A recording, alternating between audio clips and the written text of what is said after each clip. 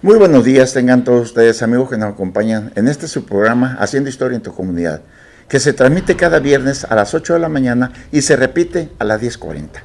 Nos encontramos transmitiendo en este su canal de televisión Mega Canal desde la ciudad de Los Mochis, donde las palmeras alcanzan el cielo y se mecen borracha de sol.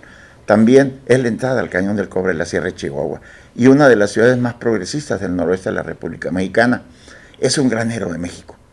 Y hoy nos quedan los últimos vestigios de los colonos que nos han dejado desde aquellos años de 1890 hasta estas fechas. Pero es mucha la enseñanza que tenemos aquí.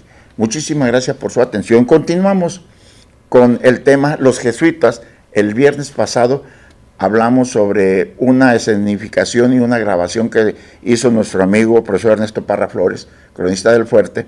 Hoy vamos a continuar parte de esa historia, de esos estudios científicos y de esa conclusión que se llegó por allá, aquel 3 de agosto de 1533, en que Diego de Guzmán entrara al río del Gran Cinaro.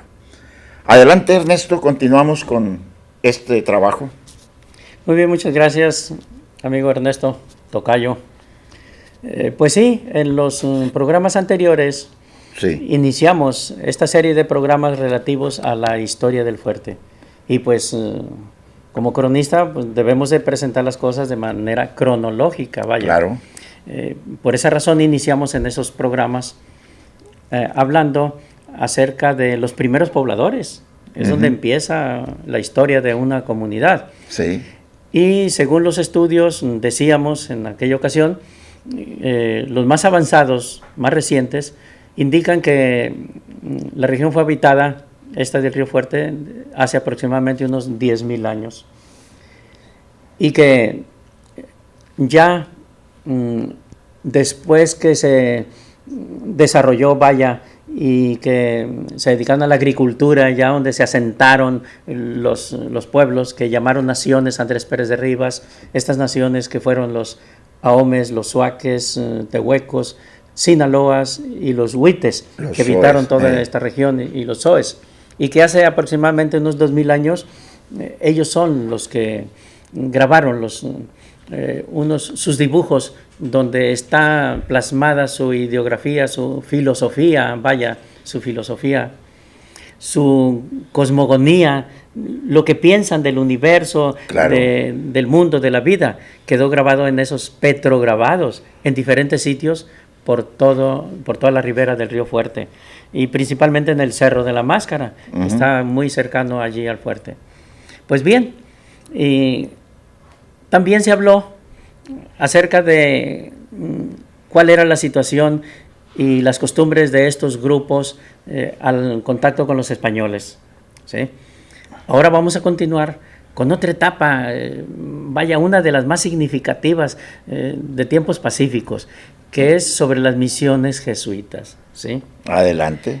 Pero para entender el valor de estas misiones, la influencia que tuvo en la cultura de la región del Río Fuerte, debemos de partir desde tiempos de Cristóbal Colón, que fue quien descubrió América y abrió las puertas, vaya, a los europeos para que pudieran expandirse y obtener la materia prima, claro, y desarrollar sus industrias en Europa. Entonces, el significado de Colón es que abrió las puertas. Y viene enseguida Hernán Cortés, ya definitivamente a conquistar estos lugares con el fin precisamente eso, de enriquecerse, ¿no?, al imperio. Pero los conquistadores tuvieron necesidad de una gente pacífica, ¿sí? Y los reyes católicos pensaron en unos misioneros, pero ¿a quiénes seleccionar en Europa?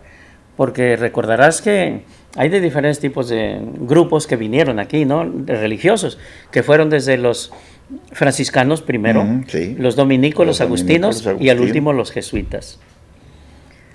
Cuando vinieron unos cuantos franciscanos, y que por cierto algunos llegaron hasta Culiacán, fracasaron en su intento, encontraron una situación verdaderamente muy difícil para ellos, ¿sí?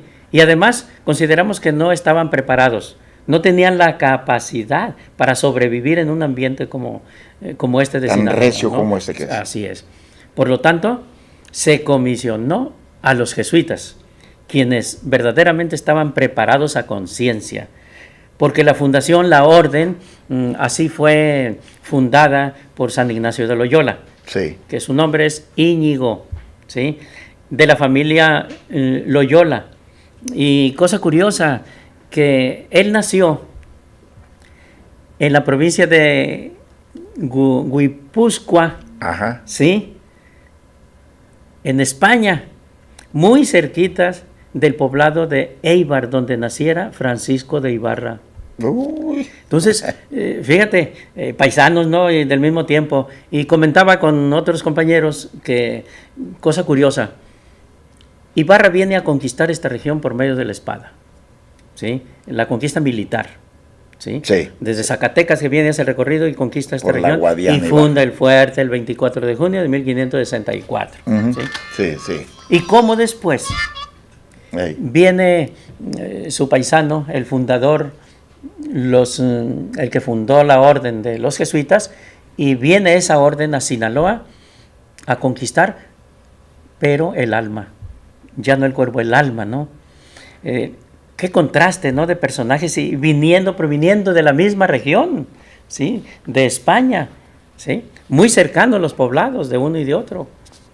Así que los jesuitas que llegaron a Sinaloa en 1591, después de los intentos que habrían hecho los franciscanos, que Sí. decían fracasaron y los asesinaron, ¿no?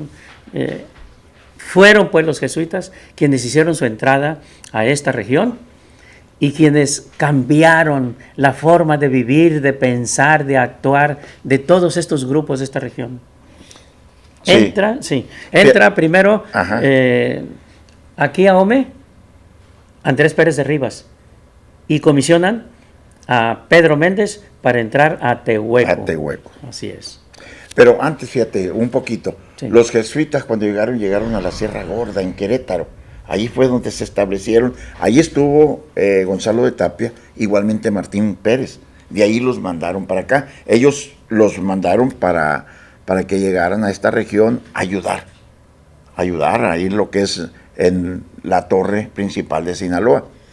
Entonces, ahí hubo un problema muy fuerte que tú ahorita lo estabas manejando, cuando Gonzalo de Tapia, quien lo suplió Pedro Méndez, y con Andrés Pérez de Rivas y Cristóbal de Villalta, son ellos los principales que llegaron a esta región, Río Suaque, Rivas con los Ahomes y con los Suaques, Méndez con los Tehuecos y con los Sinaloas, y Villalta con los Huites o los Oes. Algo de eso podríamos continuar comentándolo, Ernesto. Claro, imagínate cuál era la situación de la imagen que tenían los grupos indígenas de todo Sinaloa ante el español, que venía con armas, con la pólvora, ¿no? Y los tenían como verdaderos criminales, porque eso eran. Venían a quitarles lo propio. Entonces, si esa imagen tenían de los españoles, cuando llegan los misioneros, pues se quedan sorprendidos al ver su manera de vestir y su manera de actuar. Muy total diferente, claro, con el conquistador, ¿no? Armado, valentón, ¿sí? Y queriendo expulsarlo, robarle sus cementeras y todo lo que tenían. En cambio, los misioneros no, vinieron de una manera pacífica y sabiamente sabían cómo actuar, cómo misionar, cómo evangelizar a estos grupos con humildad, pero principalmente aprendiendo el lenguaje de ellos. Eso fue lo principal. Eso fue un punto clave que ellos aprendieron, porque no se podía ordenar un sacerdote entre los jesuitas si no dominaba la lengua, una lengua indígena. Entonces, eso ayudó bastante a que confiaran los grupos indígenas, ¿no? Y algunos que se atrevieran a entrar a los poblados sin auxilio de ningún soldado español, como sucedió con Pedro Méndez. Él decía, no, yo voy solo, decía. Y se animaba a entrar solo en las comunidades. Porque dominaba perfectamente el lenguaje que tenían los indígenas. Por eso se atrevían ellos. Si no lo dominaran, no se hubieran atrevido. Una de las normas de los jesuitas era, aparte de estudiar el idioma de los pueblos que iban a misionar, era estudiar las ciencias y las artes, sus costumbres. Ándale, ¿sí? efectivamente. Entonces, no llegaban directamente a evangelizar, a predicar el credo, no, sino que llegaban a estudiar, ¿sí? A esas costumbres, esa manera de pensar, a convivir, a enseñarles a fabricar cosas, a transformar, a hacer productos, cómo aprovechar mejor los cultivos. Todo eso eran verdaderos intelectuales y sabios, ¿sí? Fíjate que ahí hay una cosa que yo me opongo a lo que dice Andrés Pérez de Rivas, que dice, era un pueblo salvaje y bárbaro. Sobre eso me opongo y el por qué. Si hubiesen sido un pueblo salvaje y bárbaro, como él lo mencionó, no tuviéramos tan hermosos petroglifos con un significado que todavía hasta ahorita muchos de los que son estudiosos de esto todavía no logran descifrarlos, la gran mayoría, y tenemos lleno toda esta región. Para hacer ahorita, en estos tiempos, un petrograbado con toda la herramienta de aquellos años, ¿cuánto tiempo tardaría? Una. Dos, al verlos ellos, cómo utilizaban su ropa, que hacían ya su ropa, en telares de cintura, acomodar, hacer del algodón silvestre un hilo y luego hacerlo con los telpacates o como se le llama la ruedita malacates, hacerlo y hacer el hilo y tejer una blusa o una camisa, una prenda única como lo hacen en estos tiempos, todavía para el fuerte de varios lugares. Entonces ahí es donde yo te digo, yo no estoy de acuerdo con ese decir que eran salvajes. Ya sembraban maíz, ya lo conocían el maíz, por lo tanto también al hacer el maíz ya sabían cómo elaborar el nixtamal, cómo molerlo. Al molerlo en esos metates, eso era salvaje, creo que tampoco, porque vivían en forma nómada por todos lados y cazaban y pescaban para comer, porque tenían que ir buscando el fruto del momento y la pesca en el momento. Por eso así los nombraron, mas sin embargo hay 4 o 5 aspectos que no estamos de acuerdo en una forma particular de decir que los grupos de esta región eran salvajes y bárbaros. Ahí sí, y él nos lo manejó muchas veces, entonces lo hemos estado contradiciendo, igual como otra de las palabras que se utilizan mucho por muchos escritores, el caita. El caita o el caíta. Como algunos no sabían qué significaba, entonces decían, no hay. Los indígenas decían, no hay. Y ahí nos lleva a hacer otro cambio también en lo que es la historia que nosotros nos gusta manejar. Adelante, Ernesto, ¿algo más que nos puedas aportar sobre esto? Sí, pues sí, merece un comentario lo que indicas acerca del significado de esas palabras, porque los conceptos que se tienen de una palabra son muy diferentes y van cambiando a través del tiempo. Ándale, ¿no? Sí. Recuerden que en España, pues decir bárbaro quería decir gente que no vivía en la ciudad, que no estaba urbanizado, que no era creyente, en fin, a esas les llamaban bárbaros, ¿sí? Entonces, a eso se debía que Pérez de Rivas llamara bárbaras a estas tribus, ¿no? y salvajes, ¿no? Sí. Ese concepto estaba muy difundido en Europa, de que los indios, sobre todo de estas regiones, eran salvajes y que no debieran ser llamados seres humanos. Y así los españoles justificaban el maltrato que daban. Pero ya los jesuitas en sí, toda la orden, consideraba como seres humanos iguales a todos. Y por eso luchaban, y por eso estudiaban. Decía Ignacio de Loyola, ¿no? El sacerdote jesuita debe de prepararse intelectualmente, científicamente, para poder servir mejor a sus semejantes. Entonces, que no debe ser un ignorante. Por eso todos los jesuitas fueron de los más preparados de todas las órdenes y quienes lograron en verdad esa conquista espiritual en América como en otros países del mundo, ¿sí? Fíjate, ahí hay algo bonito y curioso que es un tema que vamos a tratar ahora en el Congreso en Cancún sobre el encuentro de los dos mundos. A mí me dijeron, tú manejas eso bien, ¿no? Le digo, hay otros que lo manejan mejor, pero tú del norte de Sinaloa, hay otros que lo manejan mejor del norte de Sinaloa también, le digo yo, pero vamos a ver qué presentamos sobre eso. Hablar de los jesuitas aquí en nuestra región es hablar de un trabajo, de unas tradiciones, de una cultura. Pero nuestro pueblo indígena Yoreme, ellos no le dijeron ni nos enseñaron todo. Ellos se reservaron mucho de sus conocimientos a los lloris o a los blancos. Todavía hasta estos tiempos. Hay mucho oculto y necesitamos ser muy cerca de ellos para que nos lo digan. Creo que aquí hay mucho más que investigar, Ernesto, que participar, que trabajar con estos pueblos. ¿Por qué los jesuitas lograron dominarlos tan fácilmente? Porque aprendieron su idioma, porque les enseñaron agricultura a hacer más, le enseñaron ganadería, le enseñaron artes, las bellas artes, música, le enseñaron varias cosas. Entonces, con esa escuela, ¿cómo no iban a estar contentos?